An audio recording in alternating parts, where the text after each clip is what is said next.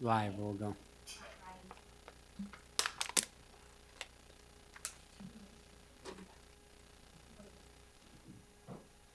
Janine, are you okay if we start? Okay, take it away. We are back in our budgetary presentations. We've got the extension department now. Do I need to state my name for the record? No. Okay. Twice. You have to say it twice. Don You do have to Bettis. spell it backwards. Okay. Yeah.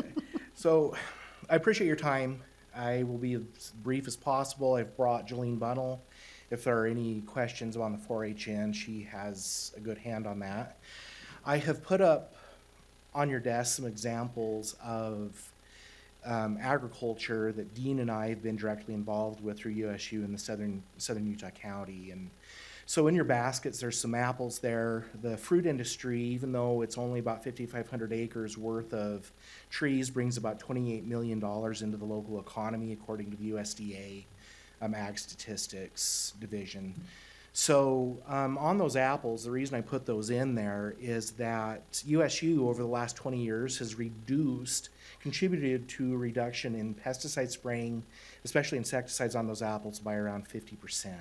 Wow. With targeted spraying, alternative products and things like that, and we can still get those worm-free apples, you know, with less pesticides in the environment. It's just a contribution of USU. Now, there's also some cherry products in there. If you notice, there's a bottle of concentrated cherry juice. Oh, I thought that was And through university research, a dose of that stuff, and I do highly recommend mixing it with lemonade unless you really like that pucker factor. Mine says apple. Yeah, and that's local apple juice. The cherry juice is... Cherry juice in here too? Yes, there should be some cherry juice in there, a bottle of cherry juice, unless I accidentally left it in the fridge.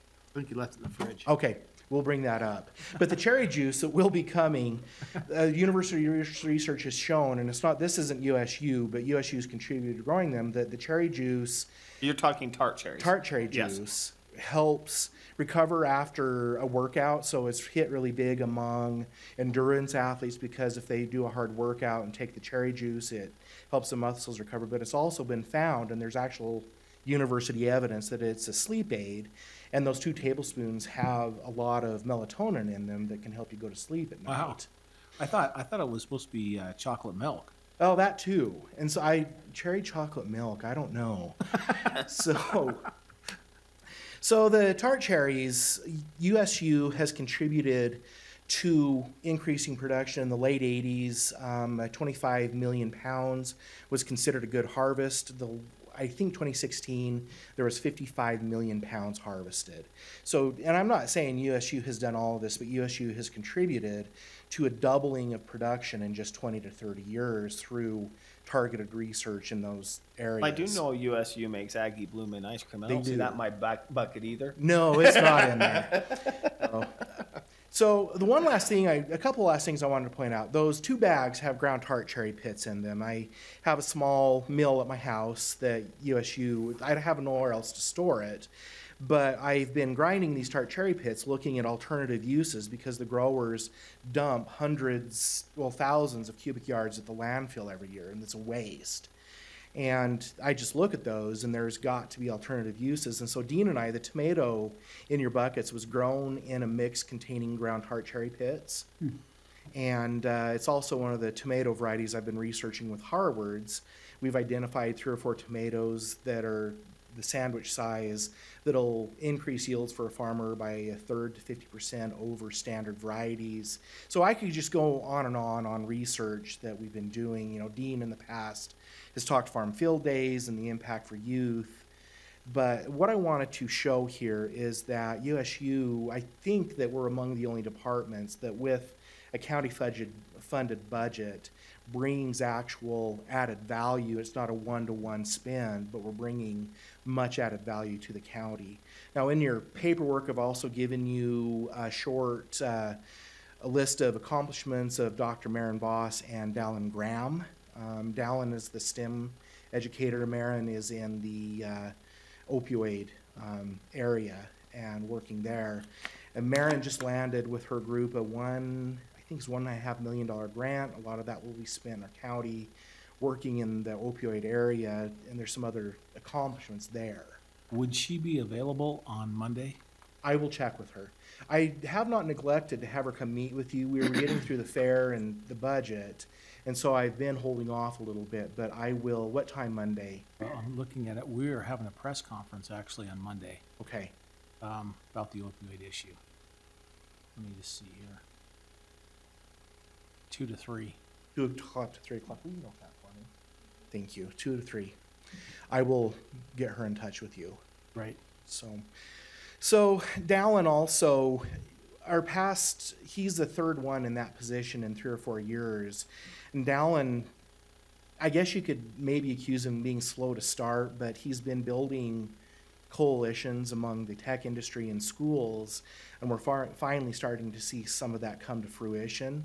You know, I think he has programming that will be beginning in at least 25% of the schools in the county, and he's done a lot of other things in there to really start to get a snowball effect on what he's doing. So, do you have anything, Jolene, on grants and other things that you have? That I've written? Yes. I'll let Jolene take just a moment.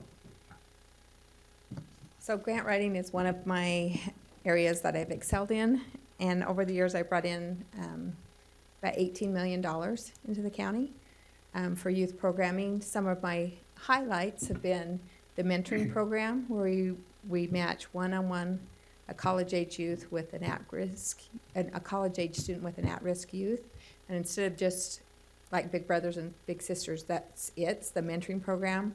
We also do family strengthening workshops with the families of those kids every month, and they also are involved in a 4-H club after school. So they get more of a holistic approach to their mentoring program. Been highly involved in after-school programs. We're minimizing those a little bit as those grants end, but we've got 6 schools still in this coming year. Are we doing after school in, and with the TANF funds, we started a lot with the STEM programs. Right before you guys picked up that position, we were funding it for 3 years out of a grant, the position to have a STEM faculty member here that we got the STEM maker trailer and all of that stuff going with that as well. And I wanted to mention some of our STEM ambassadors. This past year, one of the boys, his dad from a stroke, he doesn't have use of his hand, so he chose his main project with 4-H was to make prosthetic hands for people by 3D printing them. And he was picked as the national winner with Microsoft for using technology to make a change in people's lives.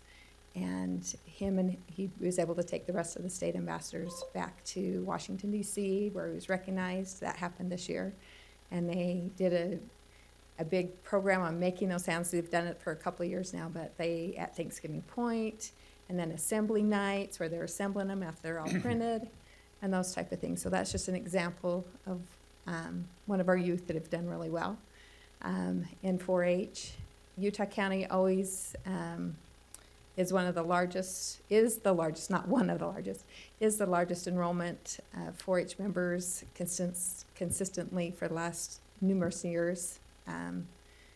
Our county sometimes has more than even some states do involved in 4-H, and I think that's a lot with our after-school program and our mentoring, and our kids do really well. We had, out of the 30 contests, we took first place at state contests in 15 of those contests. I think it was 15, and then they're heading off to national competition here directly, and you guys help pay for their way to get to national competition after they've won the state out of our county funds. And we just have a really strong 4-H program and make a difference. Marin is our SIFAR grant, which is Children, Youth, and Families at Risk. As that ends this 5-year cycle, I'm planning on writing another one that will focus on suicide prevention and opioid use, and I'll be working with Marin, and we'll be focusing on that. Having a team kind of like Hope Squads at some of the schools that will work with the kind of a peer mentoring kind of thing with them and helping them and giving those leadership experiences and those positive experiences so they don't feel like they're alone and struggling. So that's our next big grant. And if we get that, it'll be 5 years of funding that we'll have in that. So those are some of the highlights that I just wanted to bring up. And that we really appreciate the support you've given us over the years, especially with the traditional things like the county fair and premium money for the kids that exhibit. Last year, this past fair, we had 3,604 exhibits at the county fair in 4-H, which was about 600 more than the year before. So in the history of my 25 years here, we've only had one year that had 3,700.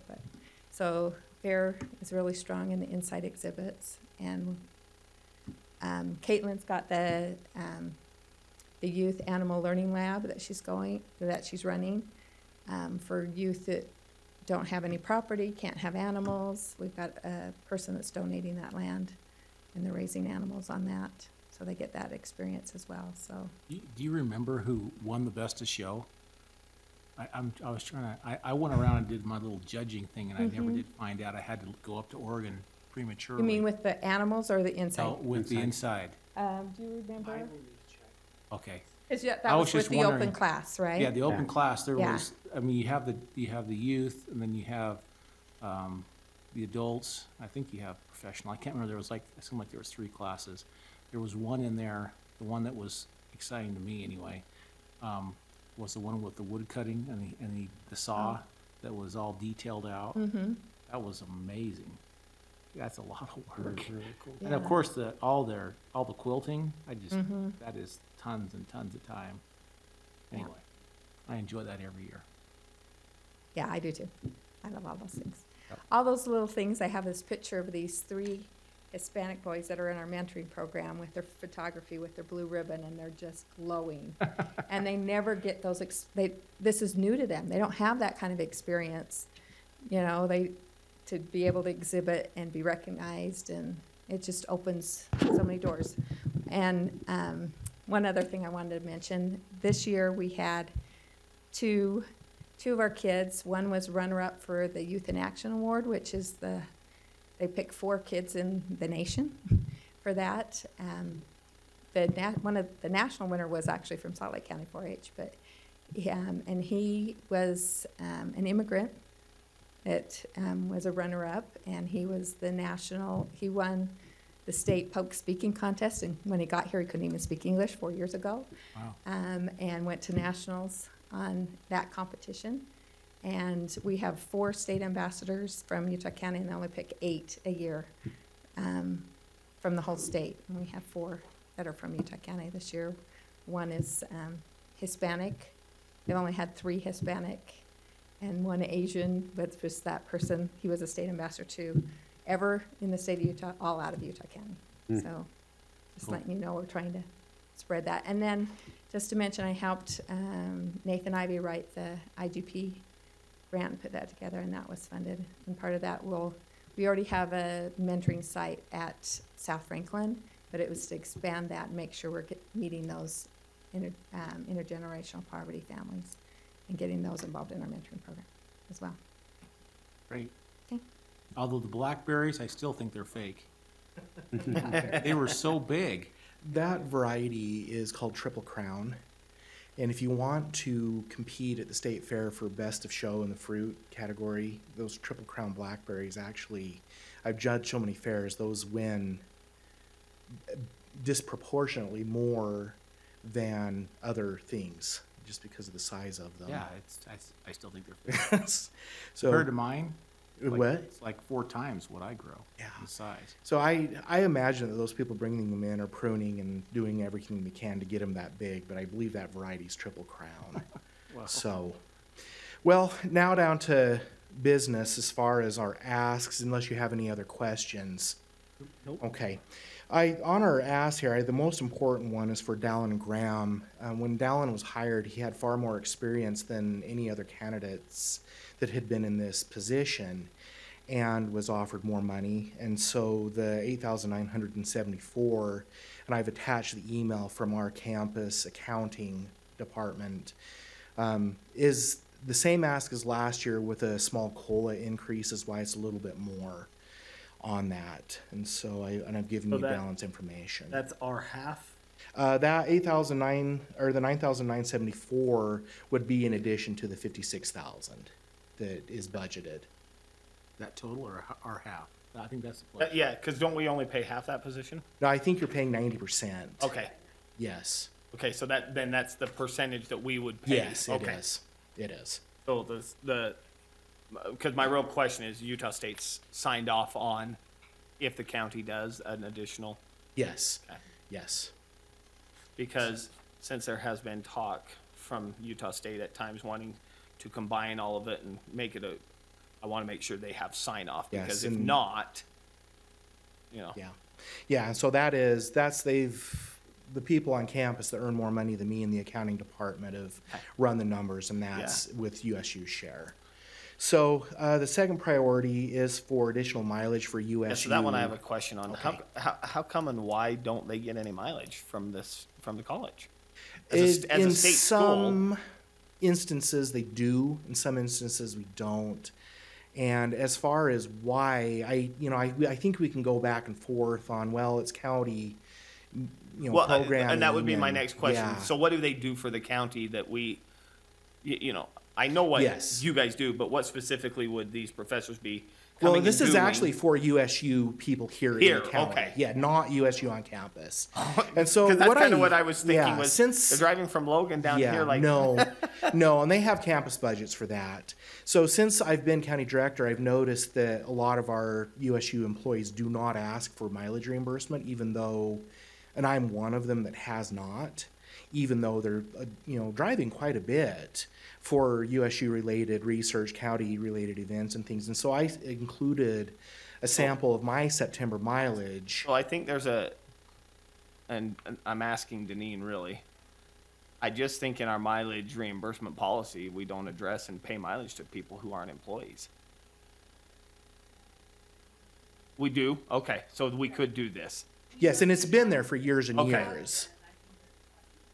We're Okay. asking for an increase of Good. 2,000. Yeah, it seems And the very reason for reasonable. that would only, if just my mileage, that would just probably get me through the year. But I thought that would be a starting point to see where we were at if that were funded. Then on the other asks on here, I guess could be considered a reallocation from one budget line to another. And I decided to approach it this way, but Dallin was allocated money for national travel to Ohio, but his national meeting this year is in Boise. And so he will not need that much money, but our annual conference where we're provided training from the university and is in Logan, and all USU faculty is required to attend unless they're in the hospital. And so what I'm asking is that money be reallocated from Dallin's travel to USU. I don't annual think that's even conference. anything you need to bring up with us. You Okay. can always move that around and just communicate Okay. with your portfolio Okay. commissioner on how and why, Okay. because Okay. that's a wash. Okay, yeah, so that's why that is there. So on the request, we've got Dallin's salary, USU for miles, That's and it. then I can work with Deneen on reallocating it next year when we need to. Yeah, you just do a transfer. Okay. So, Okay, perfect. thank you, Thank you for what you guys do. appreciate it. Thanks. Anything else? Nope. I'll make sure that tart cherry juice gets up there, but I do warn you not to try to chug that. Challenge So, accepted. Yeah. Well, just on the one, every 2 tablespoons has equivalent of 70 tart cherries. Yeah. So it could make for an interesting night. Yeah. So Yeah. anyway, thank you very much. I'm already up all night.